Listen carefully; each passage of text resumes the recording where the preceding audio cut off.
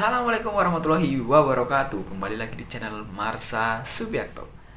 Pada kesempatan kali ini kita akan kembali membahas hal yang berkaitan dengan seleksi calon pegawai negeri sipil untuk formasi tahun 2021. Kabarnya di tahun 2021 ini Kementerian Pendayagunaan Aparatur Negara dan Reformasi Birokrasi beserta dengan PKN akan mengadakan seleksi calon pegawai negeri sipil. Bukan hanya seleksi CPNS saja, tetapi ada seleksi untuk sekolah kedinasan dan seleksi pegawai pemerintah dengan perjanjian kerja. Saat ini panitia seleksi nasional yaitu Kementerian Pan-RB beserta PKN sedang menyiapkan portal resmi sebagai satu-satunya jalur pendaftaran untuk seleksi ASN di tahun 2021, yaitu SSCASN. Jadi kita tunggu saja, semoga seluruh proses persiapannya segera selesai dan akhirnya rekrutmen untuk seleksi CASN di tahun 2021 ini segera dibuka. Sembari menunggu persiapan yang dilakukan oleh panitia seleksi nasional, alangkah baiknya kita mempersiapkan diri sejak dini agar nantinya saat proses seleksi dilaksanakan, saat kita mulai seleksi, kita sudah siap dan hasilnya bisa memuaskan. Kali ini saya akan berbagi tips terkait dengan seleksi CPNS agar bisa dipermudah nanti dalam proses seleksi atau saat kita melaksanakan tes CPNS atau tes seleksi CASN yang lain. Langsung saja. Untuk tips yang pertama yaitu niat. Jadi kita harus benar-benar niat, membulatkan tekad. Kalau kita sudah niat, tekadnya sudah bulat, sudah besar, pasti bagaimanapun caranya pasti akan kita kejar sampai berhasil. Jadi niat adalah hal penting yang harus dimiliki jika teman-teman ingin lolos dalam seleksi calon aparatur sipil negara. Kemudian yang kedua yaitu cari informasi sejak dini. Jadi kalau teman-teman sudah niat, sudah punya komitmen besar, pokoknya saya harus jadi di tahun ini, pasti teman-teman akan mempersiapkan sesuatunya sejak dini di awal, karena sesuatu yang disukai pasti akan diperjuangkan gitu ya. Jadi mulai sekarang cari-cari informasi terkait dengan CPNS, jangan sampai ketinggalan informasi, karena informasi yang teman-teman dapatkan pastinya akan menambah semangat teman-teman dalam mempersiapkan seleksi nantinya. Jadi yang pertama niat, kemudian yang kedua mulai cari informasi dari sekarang, jangan sampai ketinggalan dari teman-teman yang lain. Terus yang ketiga, mulai siapkan berkas pendaftaran. Jadi alangkah baiknya mulai sekarang teman-teman siapkan berkas pendaftaran untuk seleksi CASN. Misal kayak ijazah, KTP, transkrip nilai, dan lain-lainnya. Teman-teman bisa mencari dokumen-dokumen apa saja yang harus disiapkan untuk pendaftaran di internet. Banyak sekali informasi terkait hal itu. Karena jika teman-teman sudah menyiapkan dari sekarang, pastinya nanti saat proses pendaftaran teman-teman gak gugup lagi, sudah siap semuanya. Jadi sudah tertata, pendaftarannya cepat, benar, lolos seleksi administrasi, dan teman-teman bisa mempersiapkan terkait dengan seleksi. Untuk tesnya teman-teman bisa belajar lebih giat, lebih banyak waktu untuk belajar, bukan malah mempersiapkan berkas pendaftaran, jadi akan lebih efektif. Jadi nomor 1 niat, nomor 2 cari informasi dari sekarang, nomor 3 mulai persiapkan berkas pendaftaran dari sekarang. Lanjut ke nomor 4, kumpulkan materi-materi terkait dengan seleksi kompetensi dasar.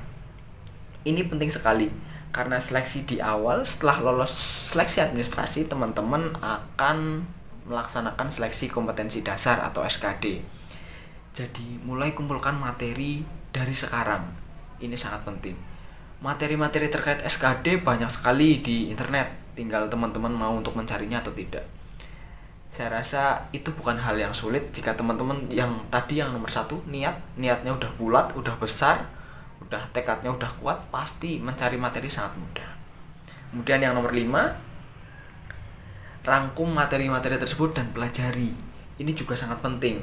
Jadi setelah teman-teman dapat materi-materi terkait SKD Ada 3, yaitu tes wawasan kebangsaan, tes intelijensia umum, dan tes karakteristik pribadi. Teman-teman bisa merangkum materi-materi tersebut sehingga mudah untuk dipelajari.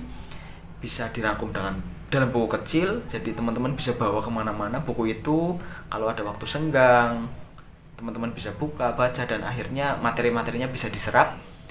Selain itu bisa juga dibuat mapping atau semacam kayak tabel kayak gitu, atau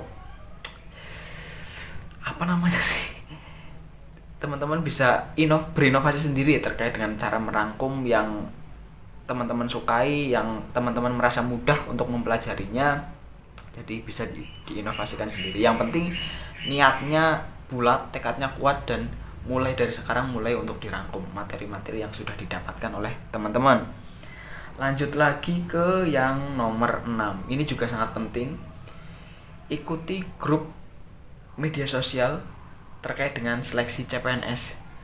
Jadi di grup itu pastinya tiap hari membahas terkait dengan seleksi CPNS. Jadi teman-teman semangatnya tidak akan kendor karena setiap membuka grup bahasanya CPNS. Setiap membuka grup bahasanya CPNS. Jadi teman-teman akan selalu ingat dan berkomitmen terus sampai pada akhirnya nanti proses seleksi dan dinyatakan lolos. Jadi grup CPNS itu penting sekali. Terus selain penting sekarang, mungkin nanti sebelum hari H pelaksanaan seleksi, sebelum hari H teman-teman melaksanakan tes, grup CPNS akan pasti dibuka. Pasti di grup itu ada FR atau Field Report. Jadi soal-soal yang sudah dikerjakan oleh teman-teman yang menjalankan seleksi di hari pertama, hari kedua sebelum kita melaksanakan seleksi pasti akan dibagikan, dan itu 99% mungkin akan keluar di soal yang akan kita kerjakan. Jadi nggak akan jauh beda. Jadi grup CPNS sangat berguna bagi teman-teman yang ingin mendaftar sebagai CPNS.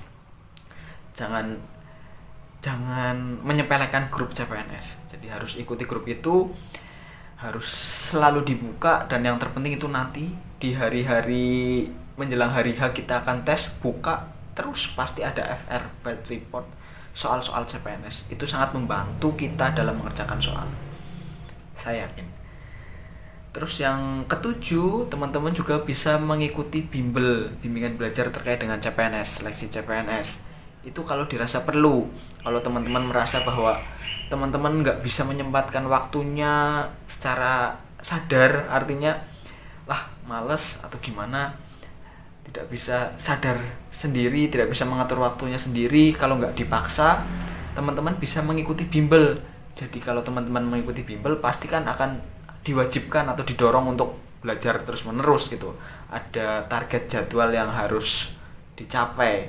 Jadi nanti proses belajarnya akan lebih teratur. Tapi kalau teman-teman merasa bahwa belajar sendiri sanggup, lebih baik belajar sendiri kalau menurut saya. Terus yang terakhir tentunya berdoa. Jadi dari 7 proses tersebut sudah dilalui, itu proses ikhtiar yang dilakukan, nanti pada akhirnya tetap harus berdoa. Karena berdoa sangat penting, berdoa sangat dianjurkan sebagai seorang manusia. Jadi yang jelas jangan lupa berdoa. Semoga teman-teman diberikan kemudahan, kelancaran, dan kesuksesan dalam menjalankan seleksi CPNS di tahun 2021 ini.